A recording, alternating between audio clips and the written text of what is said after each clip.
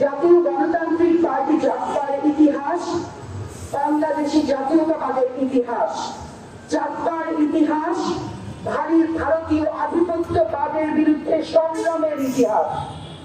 জাতপার ইতিহাস সাধারণ মানুষের জন্য কথা বলার ইতিহাস। সাধারণ মানুষের জন্য সংগ্রাম করতে গিয়ে জাতপার নেতাকর্মীরা বারবার কারারুদ্ধ হয়েছে।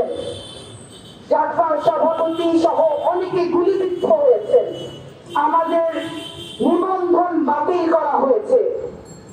কিন্তু আমি দেশবাসীকে আজকে সভার মাধ্যমে জানিয়ে দিতে চাই, জাতপার বিরুদ্ধে যত অন্যায় হোক, অবরোধ হোক, আমরা বারবার ঘুরে দাঁড়াবো।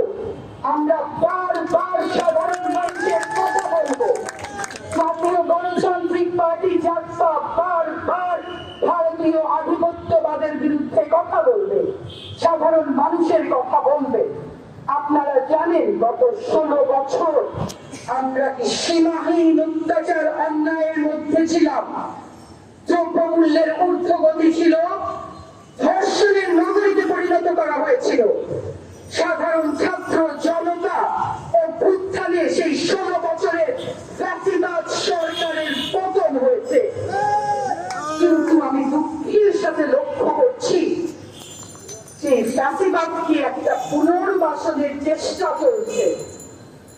আমি পরিষ্কার বলে দিতে চাই যে ফ্যাসিবাদকে আমরা দূর করেছি। বাংলার মাটিতে আমি আর আওয়ামী লীগের রাজনীতি দেখতে চাই না। বাংলার মাটিতে ভারতীয় আধিপত্যবাদ দেখতে চাই না। দিল্লিকে পরিষ্কার বলে দিতে চাই, আমরা একটি স্বাধীন সার্বভৌম রাষ্ট্র। আমাদের দেশ কিভাবে চলবে? আপনার দালাল হাসিনাকে দিয়ে আপনারা 16 বছর দেখিয়েছেন। আমরাও দেখিয়ে দিয়েছি 5ই আগস্ট। আমরা কি পারি? ভবিষ্যতে যদি ভারতীয় এবং এখানে আওয়ামী দালালরা কোন চক্রান্ত করেন, তাদেরকে হুঁশিয়ার করে বলতে চাচ্ছি, দেশবাসী আপনাদেরকে রুখে দিবে।